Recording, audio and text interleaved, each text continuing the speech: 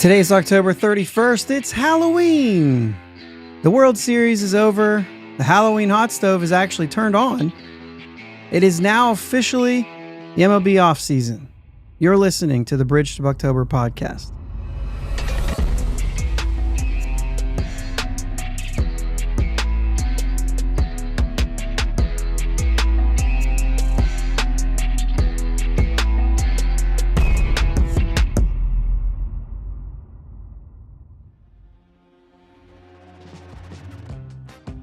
Yins guys, thank you for listening to the Bridge to Buctober podcast, where we talk all about them Pittsburgh Pirates and that. My name is Josh. Happy Halloween. Uncle Jake not here again tonight. We got Boylan's cream soda once again, last bottle in the fridge, so we're going to have to do something different moving forward. But that's what we got. Those of you joining in the chat, how's your Halloween? Did you do anything? I have a little bit of a story. So, grew up in Ohio, but just outside. Just on the edge. Close to Pittsburgh, around Pittsburgh. And we did our Katie tuning in, and she's right. Her LaCroix can is in the background that she did not throw away. So good job, Katie. In her defense, though, she's on crutches right now. So that's my job right back there, that can that I didn't pick up, which is funny because I actually cleaned this room and just didn't see that can. I didn't pay attention to that. My bad.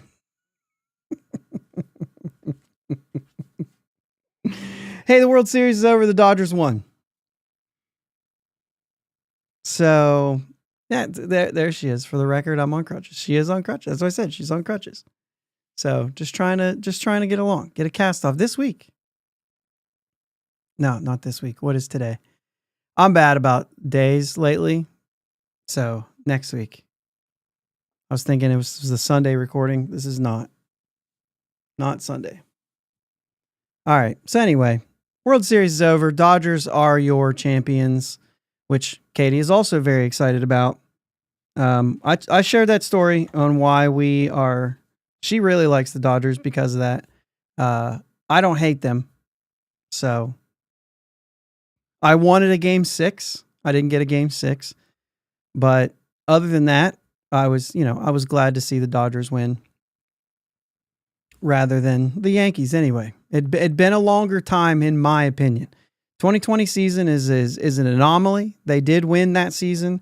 I don't discredit the effort and the fact that they won, but and I think it counts, but it's not it's not like they haven't won a full season World Series since 1988. It's been 36 years since the Dodgers have won a World Series for all that goes into it. So we can say every year if we want to, but we're lying to people. So we can talk about how the Yankees and the Dodgers are there every year and they win every year, but we're lying when we do that. So if it helps you feel better about the Pirates not winning, by all means, go ahead and say it, but it's just not true. Doug says, Cole with another not good look moment. Yeah, you know what? And it was just a moment because the rest of that game, Garrett Cole was so good. And it was exactly what you would want if you're a Yankees fan in the Yankees front office, for him to toe that rubber and for him to go out there and put a pitching performance the way that he did in innings 1 through 4. And even some of inning 5, and then in innings 6 and 7, it really was, like, to me, a great start for Garrett Cole as far as the pitching aspect goes. But man, you just gotta cover first. He gets, okay, so his defense gets him into a bases loaded jam, nobody out, strikes out 2 guys, and gets a easy roller to first base. And if he just covers first, the inning's over. It's 5-0 Yankees. And Momentum works that way. Maybe the Dodgers still come back, but highly unlikely. Like they really gave them only one run though there, because then Cole Teoscar hits the one off the wall that scores 2, or Freddie gets the base hit, and then Teoscar hits the one off the wall. So, I mean, outside, Freddie's going to get a base hit. So take that away. Teoscar's off the wall.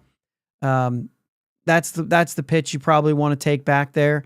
So, but still, if he does that with nobody on, or with just Freddie on first base, it's only one run. It's maybe 5-1 at the end of all that, if things play out. But you know that things don't play out the same way. You know that that's not how things work. Clarified, Doug was talking about the moment at first base. So I assumed, Doug, that that's what you were talking about. I assumed that you meant just that, like that moment. And he kind of looked, and you know that face that he makes. He kind of looked and pointed to first base with this, like, whatever that look is on his face, you sense that he knew he messed up, but he was looking like cover for, it's one of those, kind of that same look he had when somebody said, do you use sticky stuff? And he goes, I don't know how to answer that question. Right? You know how to answer that question. And you know how to cover first base. So yeah, certainly not a good moment for Garrett Cole. Not a good moment for Aaron Judge on the field, missing that fly ball. Just picked his head up too early. Not a good look on whoever you want to blame on the ball to shortstop. It's a little bit of a tough play. He threw a one hopper, which he wasn't that far away. It was a catchable ball for Jazz, but between Volpe and Jazz, they can't make the play at third. All of those plays, but here's the pass I'll give you. Judge and like I said, short and third. We'll just put them both in there. Physical errors will happen.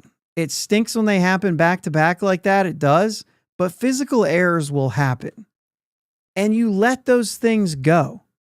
You do, whether it's the Pirates or the Yankees, you let physical errors go. Garrett Cole not covering first is a mental error. You can't have that in an elimination game in the World Series when they're counting on you. And outside of that play, he really did throw a good game. He stepped up. He made his money, whatever you want to say. You know what I mean? The Dodgers were never going to give up. Did you see the Dodgers scouting report thing that came out? Did anybody see that?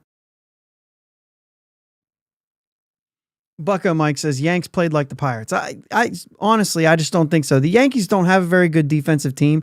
Their strength is on their offense. It's been that way all year. Juan Soto's not very good. Aaron Judge is a right fielder playing center. He, for the most part, does really good out there, but he's a right fielder playing center. Anthony Volpe's just young and in a big moment. Jazz is out of position, and he's never in position. As a matter of fact, it's mentioned in this. But like, they're just not a strong defensive team. But if you can do things, you know, if you can avoid mental errors and have, whether it's discipline or just fundamentals or whatever, you can make mistakes physically if that's not your strong suit. And for a lot of major leaguers anymore, that's not their strong suit. I mean, it's a hitting game and you let errors go. It's the mental errors that you can't have. It's the base running errors that they made, that they've been making all season long. You ask any Yankees fan or you watch any Yankees coverage, they talk about the base running errors all year long. They've been talking about it. And I see what you're saying, Bucko Mike. Pirates suck defensively, but so do the Yankees. So they were playing like the Yankees. Like I said, it's the mental errors you can't go with. You can't do it. Anyway, the scouting report from the Dodgers came out that said that Yankees take short leads at first base. So that meant it was less of a threat on double play pivots. And Gavin Lux doesn't do double play pivots, so they were fine there. They weren't worried about that. They said their metrics had the Yankees as the worst positioned outfield. Amazed how many times relay throws came skittering through the infield with no one taking charge, and how often Jazz Chisholm Jr., for example, was out of place. That's what I was saying. Was out of place or standing when play was still in action. The Dodgers told their players in scouting meetings that Yankees were talent over fundamentals. If you run the bases with purpose and aggression, the Yankees will self-inflict harm, as was exposed by Betts, Edman, Freeman.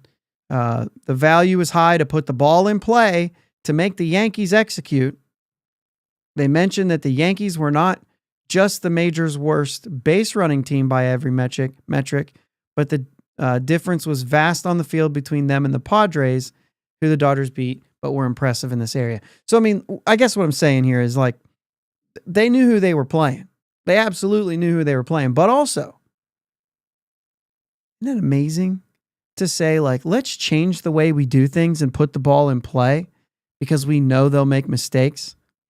Aren't you eager to see if we get a hitting coach this year who actually changes your offensive game plan based on the pitcher or the defense for the other team?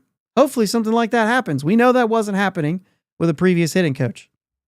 Imagine that something like that with the Pirates is possible. I'm not saying we're making it to the World Series, all that stuff.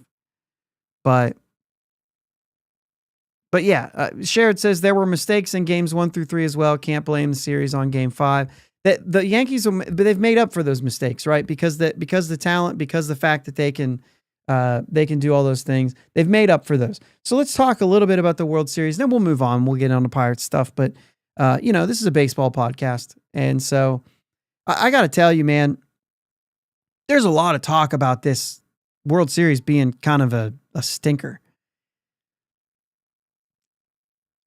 I tend to put things in like compartments, right? So I look at it and I say, game 1 was incredible, right? The Yankees had that game 1. It was the Yankees game from beginning to the end until Freddie Freeman hits a grand slam. But it was the Yankees game. Game 2 was a well-fought game, very close all the way through. Dodgers pulled it out. First 2 games lived up to the billing. Absolutely, hype was all reality. Game 3 just wasn't that way. It was only a 4-2 game. It's not like they blew them out, but it was really 4-0. 2 outs in the 9th. They get a 2-run homer. So yeah, it really felt like a 4-0 game, but a 4-0 game isn't a blowout either. But there was a feeling about that game, game 3. When Freddie hit that home run in the first inning, it just sucked the air out of the stadium. And game 3 was not even close to living up to the hype. And I think everybody remembers that. Game 3 is the most important game in the series. I believe that, and I will always, if it's a 2-0 lead, somebody is either going to get back into the series or the other team is just going to essentially make it inevitable that they've sealed the deal with the exception of actually getting it done. And if it's a 1-1 tie, then somebody gets that lead. The game 3, to me, epic. Like, that is the most important game in a 7-game series. So game 3 was a tough one. You go to game 4, it's great. I thought it was great. It was one-sided, but in a way that within the context of the series, you like to see that. You like to see them punch back. The funny thing is after game 4, 18-18 runs scored. Yankees are good about doing that, aren't they? Scoring a lot in the games they win, making the games they lose close. Seems like 1960 was a good example of that, 55-27 in favor of the Yankees, and the Pirates won it in 7.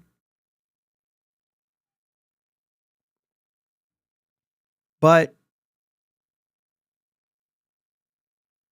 after game 5, 1-run differential in the World Series. Game 5 was great. It had everything. It had the early lead. It had the absolute collapse. It had all the things, right? Yeah, I don't know. I thought it was a really good series, but only when I look at it that way. Because when you just look at the whole thing, Ron brings it up. Judge and Soto didn't hit consistently. But you finish that with saying, so they got spanked, but they didn't get spanked. Like, it was, the only game where somebody got spanked was game 4, and it was the other way around. Like, these were all good games aside from game 3 and really game 4 if you just look at the game. If you just look at the game 4 wasn't, right? But game 3 wasn't. But in the context of the series, game 3 was the only bad game. they showed less fight in that game. Ohtani hurt his arm. Judge wasn't very good. He was in a slump, which kind of made, if this was any other series, not these two teams, that would have been a major letdown. But the fact that both teams have 3 guys worthy of MVP, 3, I mean, I know that Soto's never won an MVP, but he's MVP worthy. You were able to get big hits from some of those other guys. I don't remember Soto being terrible. I mean, he was still on base a lot. He still had his share of hits. It certainly wasn't Judge territory or Ohtani territory. But obviously Ohtani, his troubles were outshined by Mookie Betts and especially Freddie Freeman, who was unbelievable in this World Series. Absolutely deserving. Love it for Freddie Freeman. I guess we should give it to the Dodgers here. I know a lot of people are saying, no, don't do that. But they've earned it, and it's been a long time since they've had a legitimate full season World Series. So it's been a long time waiting for a team like that. Anytime that there's a big drought for World Series wins for a team, I don't care if they've got a lot of money or not a lot of money. It's a good thing. You know, it's been a while. Not quite as long as the Pirates. We understand that. But it's been a long time for the Dodgers. 1988. They've won 1 World Series since I've been alive. Let's put it that way. Technically, well, 2, but technically 3 because of the 2020. But you know, we can kind of put that aside as an anomaly season. I still give them credit, but it's a different animal. It's an anomaly season. It's a different animal. You saw how many guys were just gassed at this point. How many pitchers were injured at this point. That just doesn't happen in a 60-game season. It's just different. It's just totally different. The atmosphere is not the same because there was limited amount of people allowed in, stuff like that. Just absolutely a different thing altogether. So, yeah, it's there. Ron says, I just want the Pirates to put the ball in play and have fun. Really tired of the boring stand there, looking, hitting. Yeah, it's part of the game right now, man. I don't know that that's going away no matter who they get.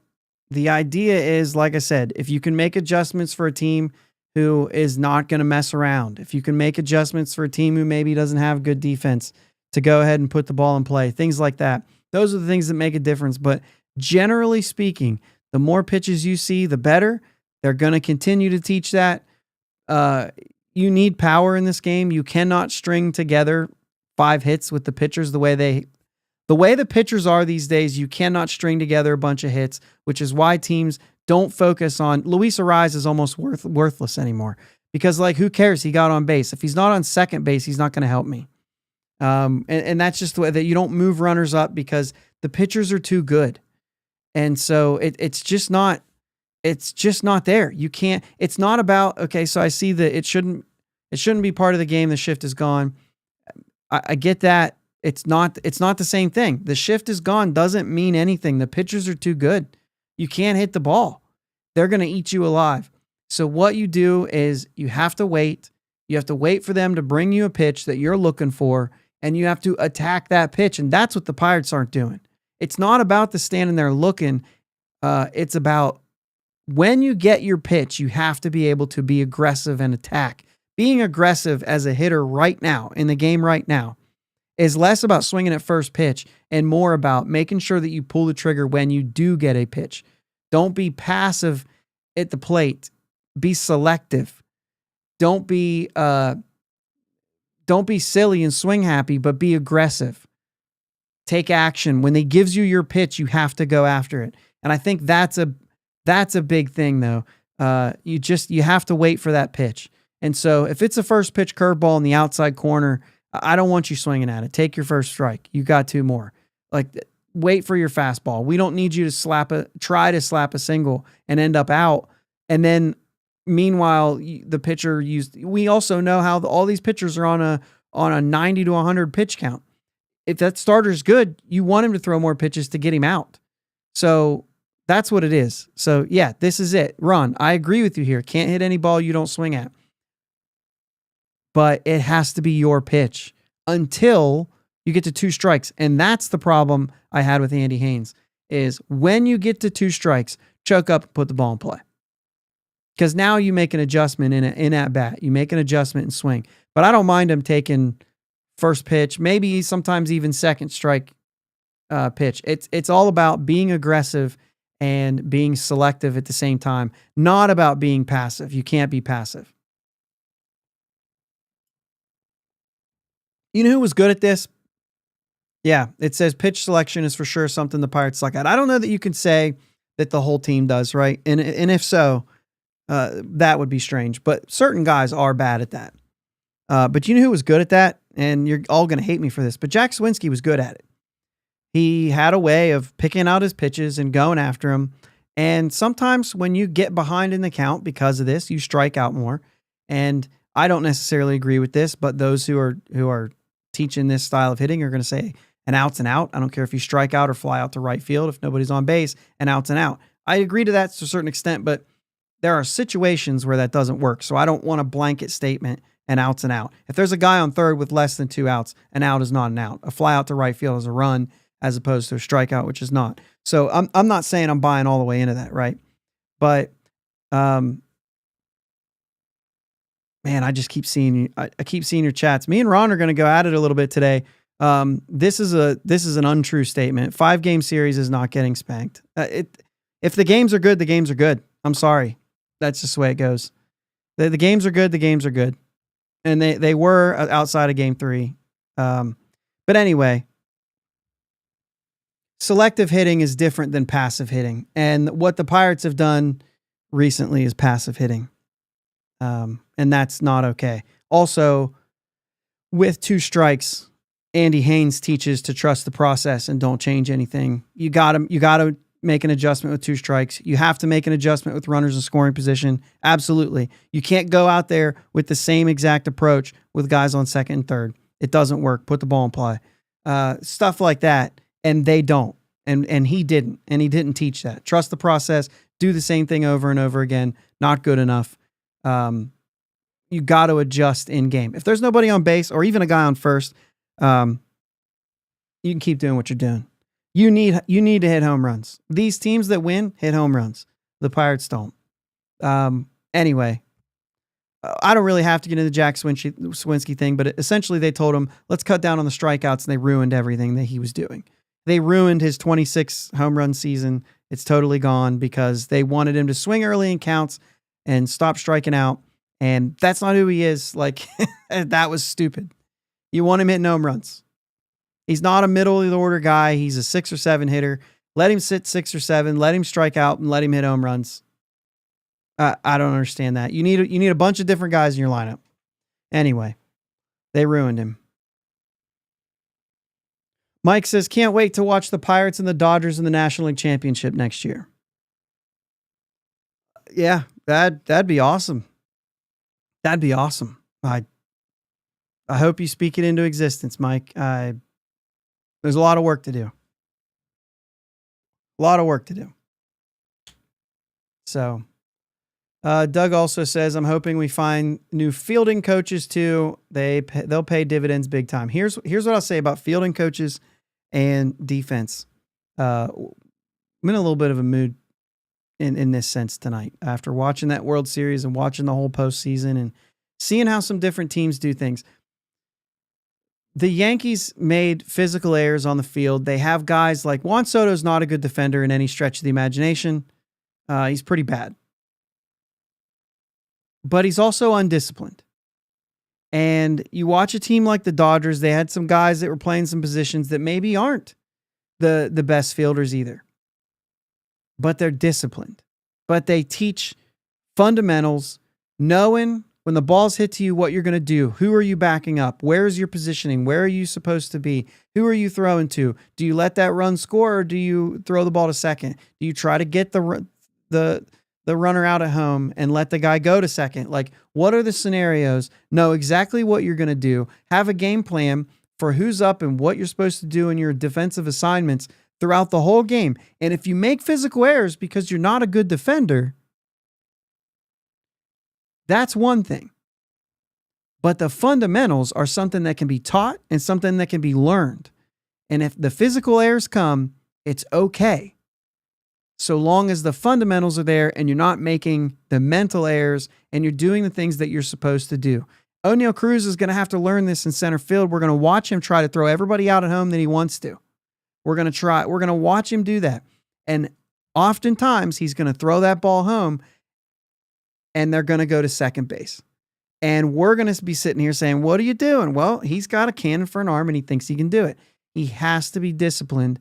Sometimes that runner early in the game, let him score, keep the double play intact, keep the force out at second intact, maybe keep somebody moving from second to third for a sac fly situation. Like, that's a big thing. That's a big thing. Doing the fundamentals and being disciplined defensively is different than just being a bad fielder. You can get by if their offensive part of the game is really good. You can get by with bad defense if they're still doing things that are within their control. That's all. So like we can say like, oh, we hope we get a good coach, but that is the fielding coaches.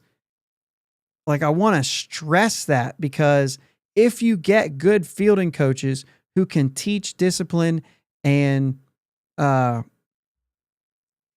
fundamentals, then I'm going to bring that back up. I'm going to show that message again.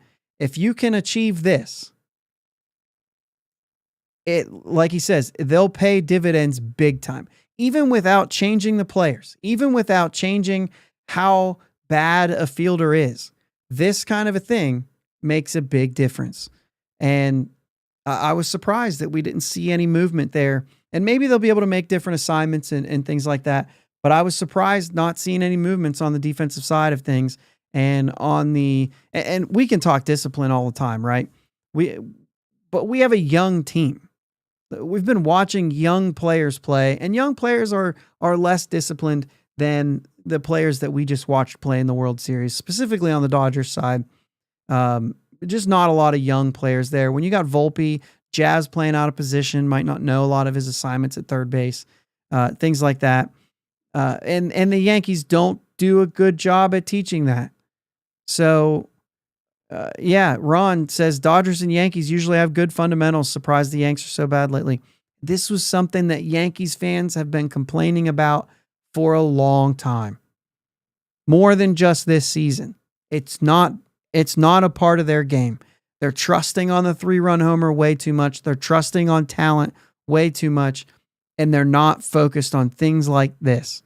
And it's not like I said, Soto's bad in the outfield, but he could just not hurt you by doing some things that the outfield less so than maybe the infield. You know what I'm saying? Knowing your assignments, knowing where you're backing things up, knowing who's covering what bases, like, Garrett Cole and Anthony Rizzo on that play. Those kind of things go a long way. Like you said, they pay dividends big time. So that's a key. That's a key there.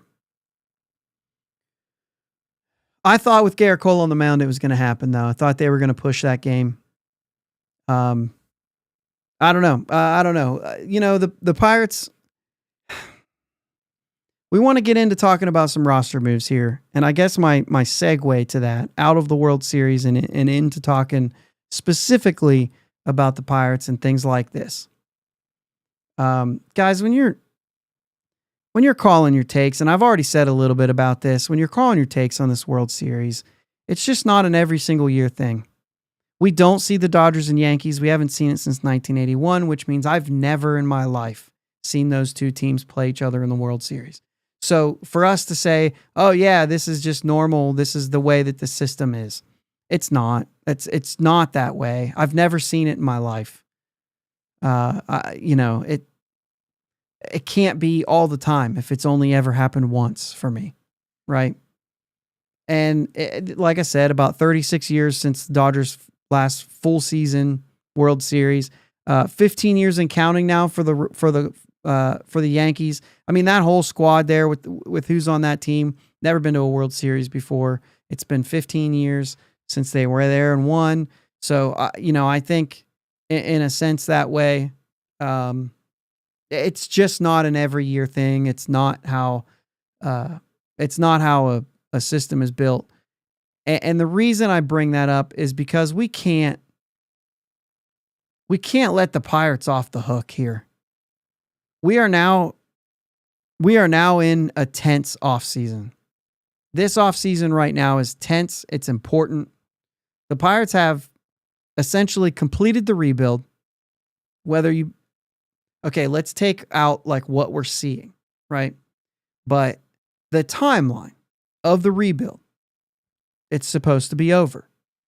So if they go into this year and it still looks like a rebuild, then that means that they've extended the timeline and they didn't get things done. Had they won in 2024, they would have been ahead of the curve. They would have been ahead of things. The timeline says the rebuild's over. It's time to actually do it. It's time to win. It's time to fill holes and not just say, well, but in 6 months, like in half a season, we got a guy coming up, right? So we can't do that now. We've got to plug the hole. And then if the guy still comes up, the guy still comes up. You make a move. But the Pirates, we can't let them off the hook saying that it's a systematic thing. The Pirates can win, and they can win in this system. There's a lot of things in this system that's built so that the Pirates can win. Now, granted, I understand it's not perfect. It's very hard. It's very hard, but it can be done, and it is done every single year. Every single year, there's a team or two, especially now, maybe more than 2 teams, that are in there and that are doing things. I mean, we know that the Royals and Tigers were not a great team. And you know what? Talk about that with the Yankees. The Yankees faced their first like top tier team and in the World Series. They made it through the Royals and the Guardians. And the Guardians really were a better team, but like Clase wasn't Clase. If Clase's normal Clase, the closer for the Guardians, we're not even sure the Yankees make it. So, you know, it's just they really didn't get to experience what they were up against until they got there. But that's because really it's not really part of this argument. That's because the White Sox were so bad that it snuck a couple teams in that otherwise probably wouldn't have made it in without losing only 1 game to the White Sox all year. Either way, you know, don't let the Pirates off the hook. They can do this. We need to hold them accountable for doing this. They should be able to do it. So let's focus on that.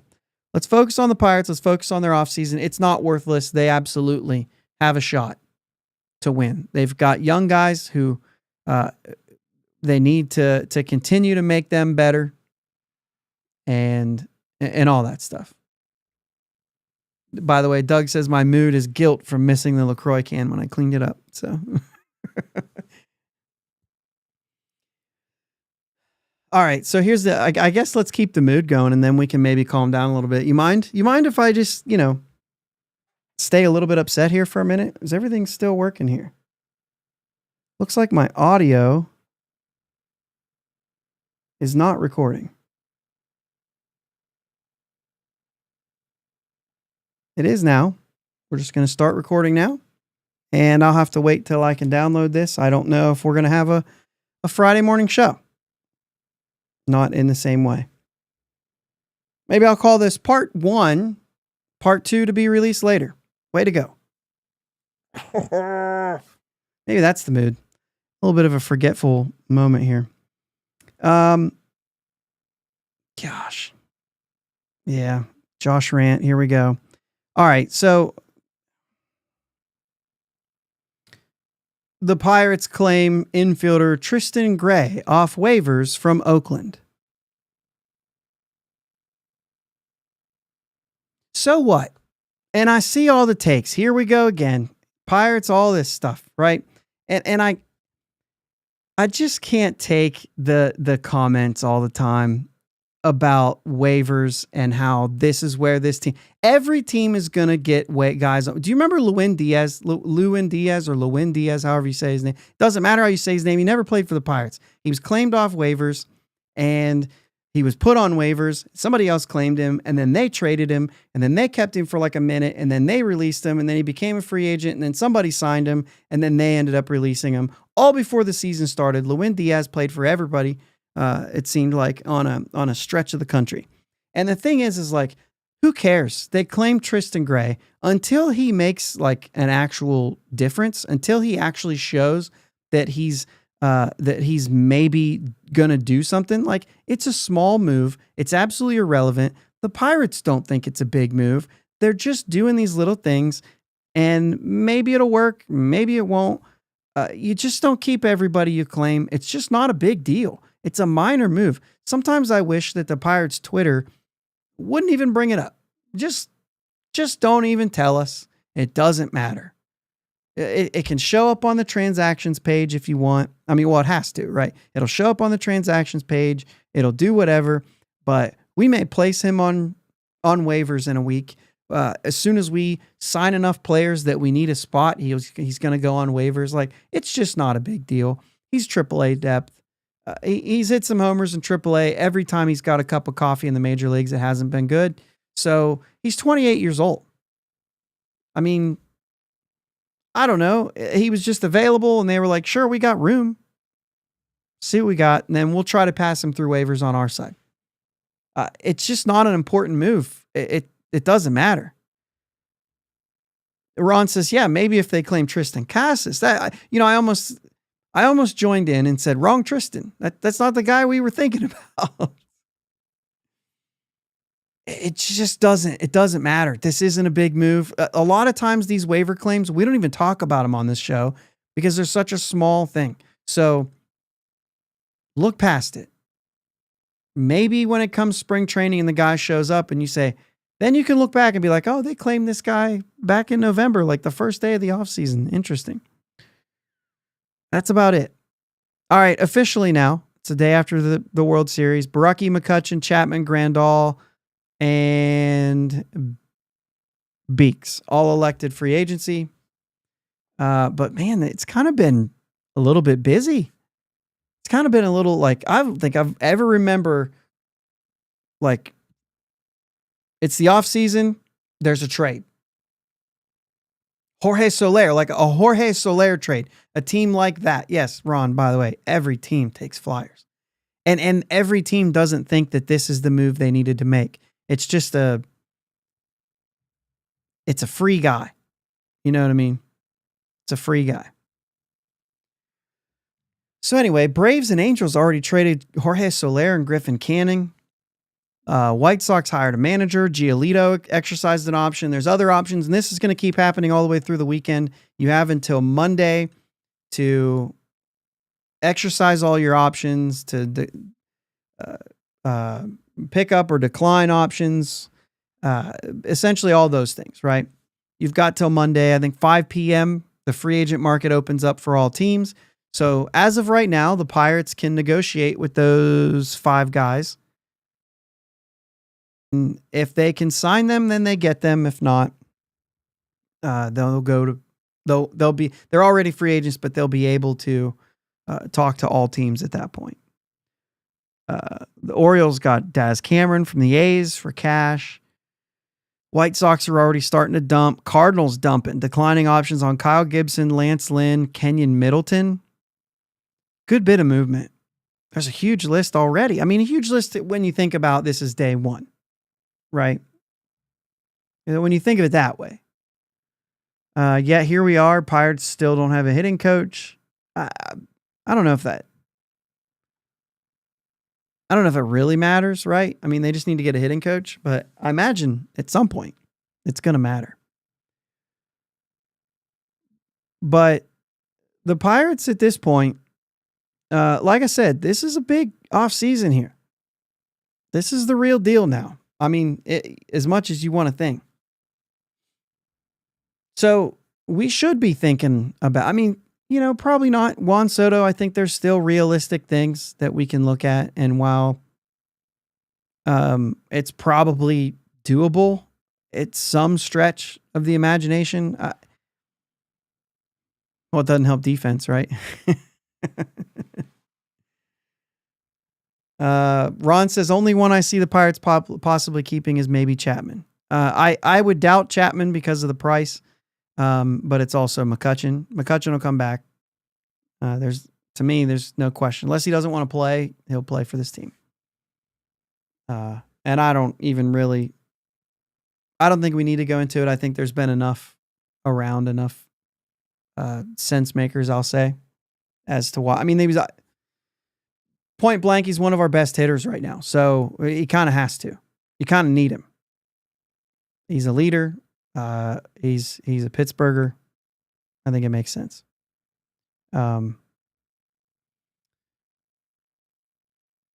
But the offseason, let's take a look at the, okay, he says Kutch is a given. Let's take a look at the things that are coming up here. Because we've got a list of all the stuff. I've got a list here of all the dates. So we have, like I said, 5 p.m. on Monday is when free agency opens up for everybody. Let me see. We got November 3rd, the Gold Glove Awards come out. 4th through the 7th, GM meetings. 5th, who cares about that one? November 8th is Platinum Gloves. And then we start getting into November 11th is when the BBWAA Award finalists are announced. So we'll hear Paul Skeen's name that day. November 12th is Silver Sluggers. And then 14th is a pretty busy day. All MLB teams, Hank Aaron Awards, the Reliever of the Year Awards, Outstanding DH, and then Comeback Player of the Year. Rookie of the Year announced on the 18th, 19th Manager of the Year, 20th Cy Young, 21 MVP, 22 Heart and Hustle Awards, and also in the midst of that, the 19th through the 21st is the owner meetings in New York, which all work their way up to December, where you have MLBPA Executive Board meetings, December 8th, Hall of Fame Classic Baseball Committee voter, blah, blah, blah. Winter meetings, December 8th through the 11th. Rule 5 draft at the end of that on December 11th. You get the idea. We're working our way back into things. So we're getting some award season stuff, that we'll cover that stuff. But essentially, off season, time to get moving for this team. McCutchen, we think, will come back. First base, we talked about things during the postseason. We talked about who's in what positions for this team and where they need to go. And I think our focus, at least from my standpoint, I don't know where the Pirates are. I don't know where you are. I'd like to hear that always. But first base, left field to me are interchangeable. Whichever one that gives you the best impact player, go after that one. Let Brian Reynolds play the other position. I think that's how you move him to first base, is if you land a left fielder, then move him to first base. Unless it's like I think it's easier to move him to first base and get a left fielder, because I think there's more impact left fielders that are going to be available than first basemen. I don't think there's a lot of impact first basemen.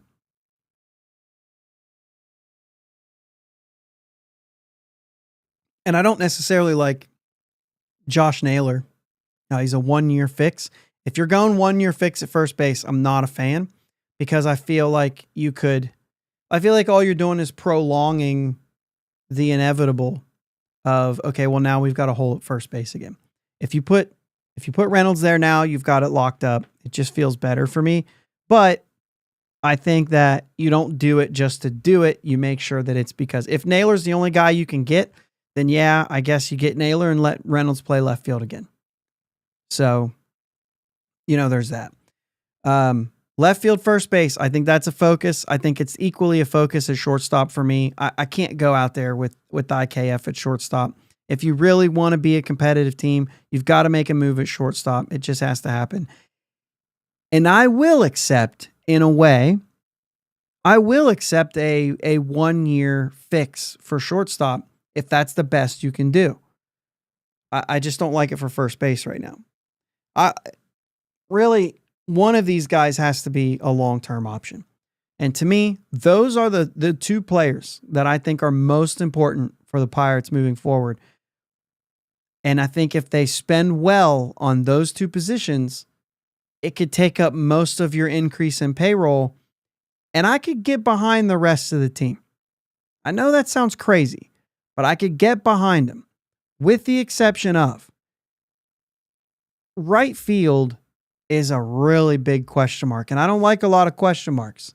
When you're saying this, it's time, right?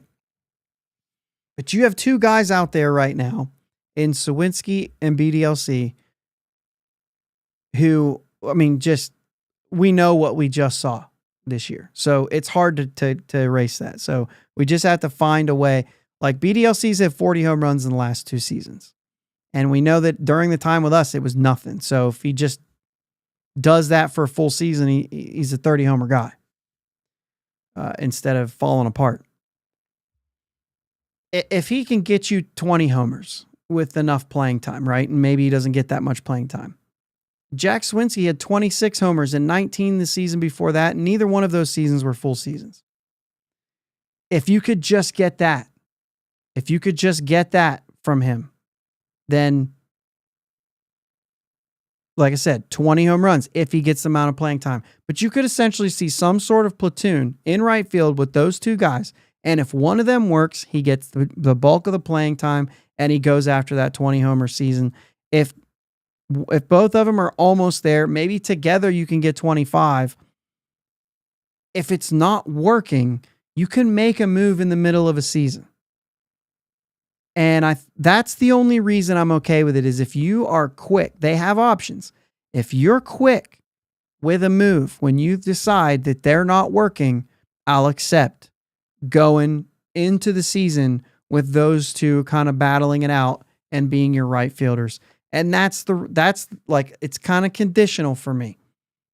You just have to be willing to say, when it gets to June, if these guys aren't clicking, maybe let's start shopping. Let's start looking for an option out there in right field. And if you have to do something where you could get like a Billy Cook or even a Nick York or somebody like that who can maybe help out and bridge the gap or whatever, then that's possible.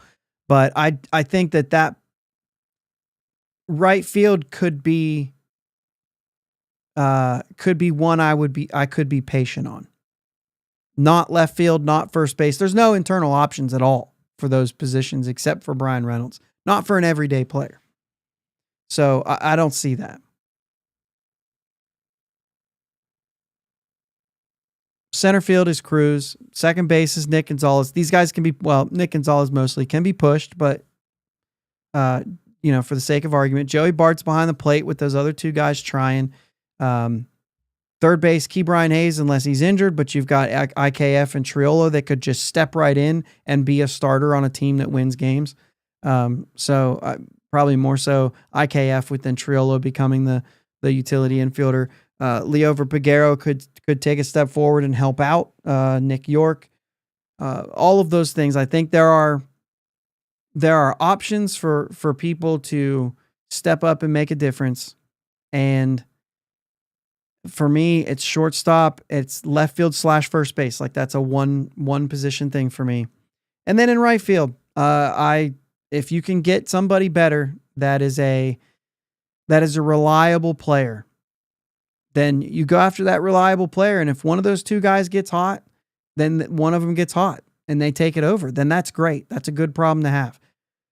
I guess I will be less critical and I will accept them saying, well, we really spent money here or made a big move here to say that. I don't know. What would be the craziest trade? Jared Jones? What if they move Jared Jones? Are we really mad? I mean, depending on what, obviously if you move Jared Jones, you're getting somebody legitimate back. But let's say it's a big time, like it's a left fielder who's going to make a difference in the middle of the lineup for years and years. I don't know, man. When you're strong at the pitching depth and you can make a huge move, I don't know that I'd necessarily hate something like that. I think I could actually, I mean, certainly not Skeens, but I don't know. It's gotta be big though, right? Because he's shown that he's a dude. So I don't know. Pretty good. Doug says, sure feels like we may have to give up a young pitcher. Jared Jones is a young pitcher. Luis Ortiz is a young pitcher. Bailey Falter, I don't think gets you a guy back that you need. I really don't. So I don't think Bailey Falter is one of those guys on the block, to be honest with you. I don't think that's an impact enough move. I don't think that they're willing. I don't think they want to move Bubba Chandler. I hope they don't want to move Thomas Harrington.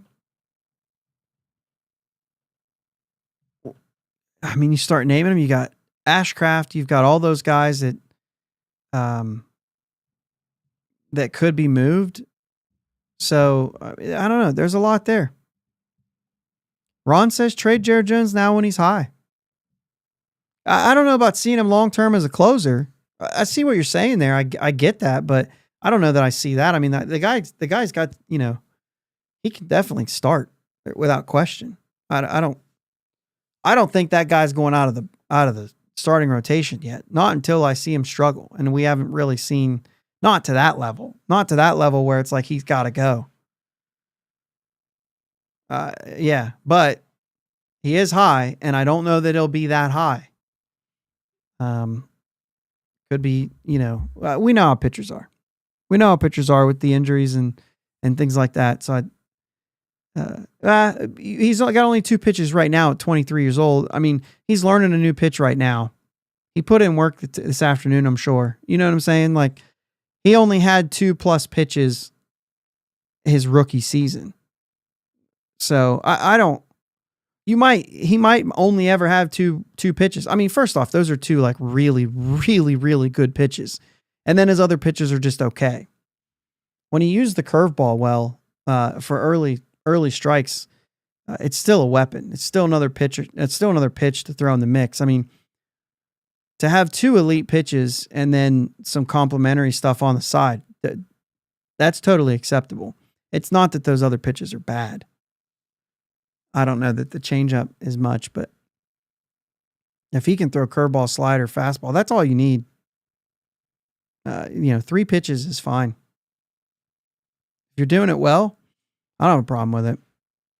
And that slider is ridiculous. So it's not like they're just going to be like, spit on the slider. No, they're going to swing at it. It's good enough. So, yeah, I don't know. It'll be interesting to watch. Like I said, we can see something different, you and I. You know what I'm saying? It's totally fine. But I would think a young player with 2 pitches can certainly add another pitch. Not everybody can be Paul Skeens. I mean, that guy just churns out new pitches, right? It's unbelievable. Ron says he has 5, only throws 2 consistently. Not impressed with a 100-mile-per-hour straight fastball. Wasn't that the thing, though, about his fastball, that it's not straight? Like, he's got ride on it. It has some carry and everything. He changed his grip on it, a grip that Thomas Harrington showed him, and his fastball came to life. Even when it was 95, it was effective, and it was getting swings and misses. So with all the swings and misses he gets, I'm not worried about whether his fastball plays at 100 and plays at 97. I feel like it played at both of those velocities. Maybe I'm wrong, but I feel like that was kind of part of the strength, is that his fastball is a plus pitch. It's not just a straight. It's not Archimedes Caminero. If you remember Caminero, 101 would just get smacked to the gap every time. Every time. It was wild. I'd never seen anything like it. But anyway, this is going to be fun. There's already a lot of movement around the league, so the Pirates are going to have to move fast. At least we hope they do. Maybe they will. Maybe they won't. It'll be interesting to see who becomes available and where they go. But the World Series is over, and this is why I kind of called this tense, right? I called this tense because I feel like whether it's Sherrington's job and Shelton's job that are on the line, or whether it's just the rebuild's over and now it's time, like there's no more, let's see if we can do well, even though we're not supposed to.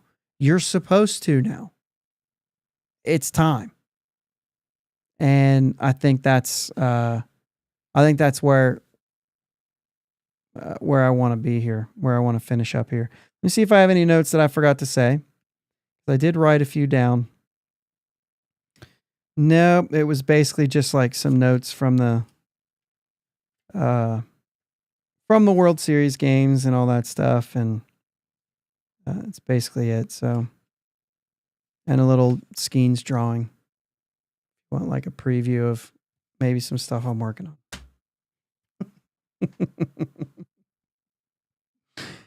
on. For those of you who are in the chat, thanks as always for being here in the chat. It's Halloween night. I don't know if you guys still have kids, or if you yourself are just young and you're out doing trick or treat stuff, or if you're in a neighborhood where you were able to pass out candy. We did that today, and our kids do the trick or treat thing, and this is like the neighborhood that we're in now, man. It just gets packed, and it's kind of reminiscent of when we were kids. And we had some wind and some rain tonight, which also reminds me of being a kid and trick or treating in the snow.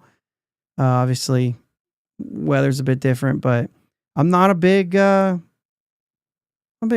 guy. I'm not a big Halloween guy. But every once in a while, like when you see, your kids, and you kind of remember of kind of the easy times of being a kid and going trick or treating. Of course, in our area of the country, what was we just saying today? I don't have memories of, because where we live, I don't get to be Spider-Man. I have to be Spider-Man with a stupid coat. I feel like we can all, if you're in the Pittsburgh area or the Ohio, whatever, you can kind of relate to that. But but anyway, just kind of reminiscent little. I feel like I need to watch The Sandlot now. It always reminds me of that. But I don't know, man. It's pretty cool stuff. I'm going to play some music and get out of here. But I hope you enjoyed what Halloween is for you, or whatever. I don't know. A little bit of different things. So Ron says, lives out in the woods. So not really doing that, but I don't know. We'll see. Pirates got it, man. They got to get it done. It's time. I see two players for me. That's it. That's all. I see 2 impact players, and I'll be on board. Will they do that? I don't know. Will they? Dang it, Bobby. Thanks for listening to my dad and Uncle Jake on the Let's go, Bridge Bucks. to Buctober podcast. Follow them on Twitter, Facebook, and Instagram at Bridge2Buctober. Don't forget to subscribe so you know when new episodes are released. Clear the deck, cannonball coming, and let's go Bucks!